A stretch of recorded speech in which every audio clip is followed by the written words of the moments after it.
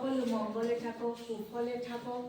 সকলোৰে মনৰ মাজত আমাৰ যদি কিছুমান মনৰ মাজত যদি হিংসা আছে, আমাৰ যদি কিবা বাই ককাই বাই বন্ধুৰ লগত কিবা আছে, আমি সকলোখিনি পৰিত্যাগ কৰি আজিৰ আমি এই শুভ দিনটোৰ পৰাই যাতে আমি একগোট হৈ এই পৃথিৱীত যাতে জাতি বৰ্ণ ধৰ্ম নিৰ্বিশেষে যাতে আমি সকলোৱে একতাৰ দোলেৰে বান্ধ খাই থাকি সকলোৱে যাতে আমি সমিল মিলেৰে ভাতৃত্ববোধ প্ৰেমেৰে আমি সকলোৰে মাজত থকা মৰমৰে না জড়িতাৰে কটকটীয়া হৈ সকলো যাতে এই পৃথিৱীত আমি জীয়াই থাকিব পাৰোঁ তাৰে কামনা কৰিছোঁ। এই পৃথিৱীত কেৱল মানুহেই নহয়, জীৱ জন্তু চৰাই চিৰিকটি সকলোৰে জীয়াই থকাৰ অধিকাৰ আছে। ধৰ্মৰ ভিত্তিত নহয়, মানৱীয়তাৰ ভিত্তিত সকলোৰে যাতে জীয়াই থকাৰ অধিকাৰ আছে।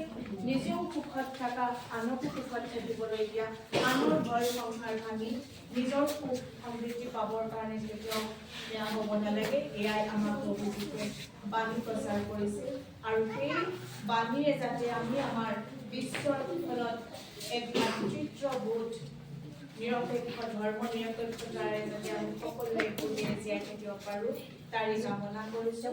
মই প্ৰথমতে পটককৈ আহিছোঁ কালি ৰাতি, মই আজি ৰাতিপুৱাই ফোন কৰিছোঁ যে মই আজি আপোনালোকৰ তালৈ যাব বিচাৰোঁ।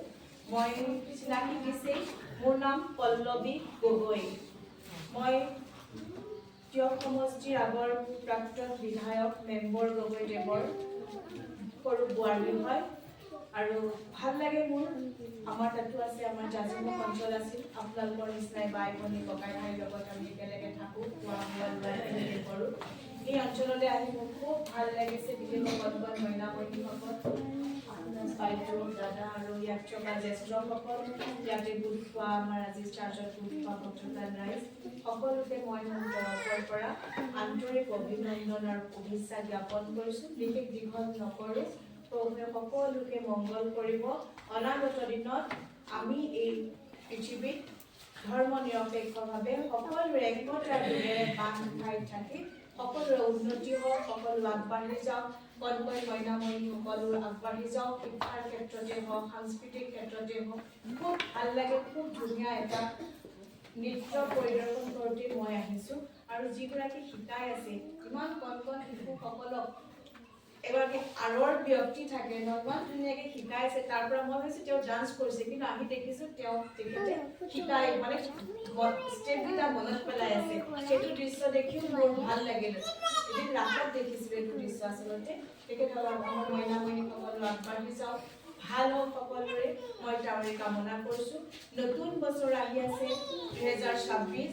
আজিৰ এই প্ৰভু যীশু খ্ৰীষ্টৰ জন্মদিনতে মই বৰদিনৰ শুভেচ্ছা জ্ঞাপন কৰিছোঁ। 2026ৰ নতুন বছৰৰ শুভেচ্ছা জ্ঞাপন কৰিছোঁ আৰু সকলোৰে ভালে কুশলে থাকক, একতাৰ দোলেৰে বান্ধ খাই থাকক তাৰে কামনা কৰিছোঁ।